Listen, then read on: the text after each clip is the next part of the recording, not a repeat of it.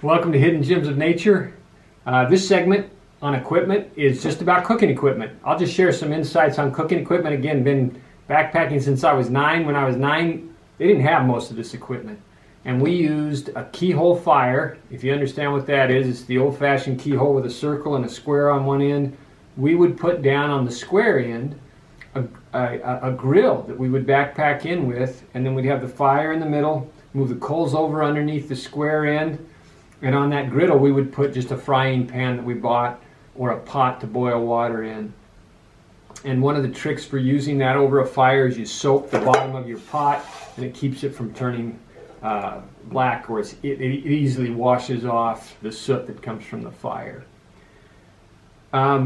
Anyway, that's just a tip if you decide to backpack without all the fancy stoves and things that they have now.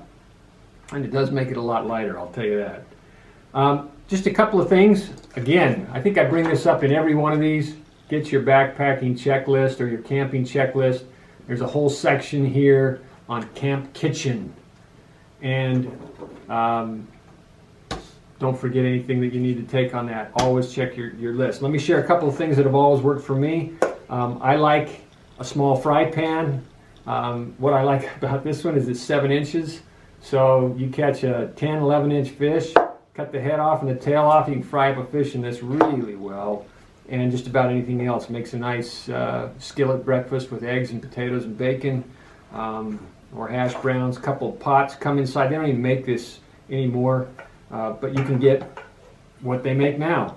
They're all real ultralight. Most of you are looking at me and wondering why I have a vegetable steamer when I backpack. The vegetable steamer, here's a new one here, I use for baking. Believe it or not, I bake when I go on my trips. And so if you want to pull this in, it packs in tight, but I keep it in my container. And what you do is you just put water in the bottom. You set this on the water. If you don't have enough water, you can see where that began to burn. So you want to make sure you always have enough water in the bottom of your container. Then you take a baking bag. I take the baking bag, open it up, and I put in some biscuits, instant biscuits, Pillsbury biscuits. If it's warm where you're backpacking and you want to take the biscuits and the little canister will explode, I take a 500 milliliter water bottle, freeze it, ice it, and set it next to the biscuits. My children love when I make, we call it monkey breads, where you put all the biscuits together, some cinnamon sugar on it. I don't know, cheap cinnamon rolls, I guess. And we bake them in here. I bake cornbread in here and other things. But this is a great way to bake on a backpacking trip. So nice backpacking pots, pan, and like I said, you can buy these vegetable steamers online. I think the shipping's more than the steamer. So you can try that. Just regular old baking bags you buy over at the grocery store. Stoves, I just go for the lightest weight one I can. This one happens to have a self-starter on it, so it weighs a little bit more since it's got a spark starter in case I forget my matches or matches run out. So that comes in handy, but if you're interested in conserving weight, go with a lighter weight stove. I also like this stove because it has a broader burner on it. And the broader the burner, the more equal it's going to burn, or the more equal it's going to cook pancakes in a fry pan, or anything else. A lot of them just come out with a straight flame that heats in a very small portion of your pan. I like something that's a little broader. Also, utensils on a backpacking trip.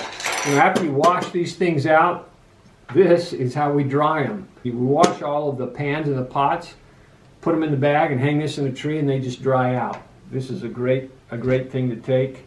As far as utensils go on a trip, they make these great lightweight stirring spoons that fold and snap together. Spatulas. What's nice about these spoons is it's actually a measuring device inside. I think this is a 1/3 cup right here that I've got, and it measures out up to a 1/3 cup. And so this comes in very handy, even when you're bringing dehydrated food, because you can measure out your water exactly when you're putting it in your dehydrated food containers. But these things fold down, so I really like these. They're worth every penny of it, and they're lightweight. I don't take a fork on backpacking trips. I think it's extra weight.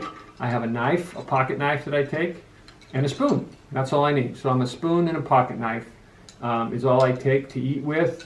If you want to spend 25 to 75 cents on a spoon, here's 3 plastic spoons. 25 to 75 cents. I always take an extra one because someone always forgets their utensils on my backpacking trip for some reason. This is a fork.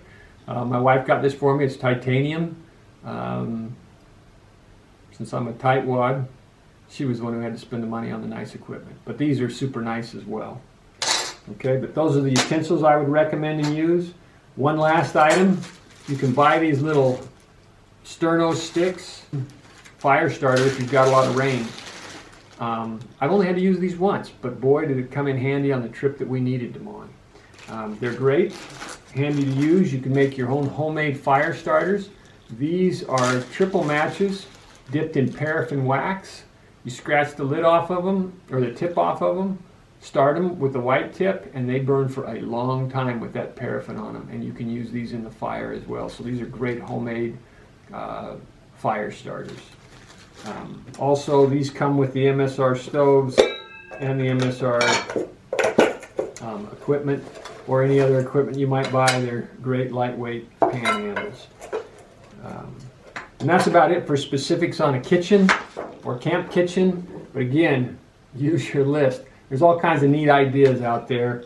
I would suggest you look around for the ones that are going to be best for you and enjoy the food when you're camping.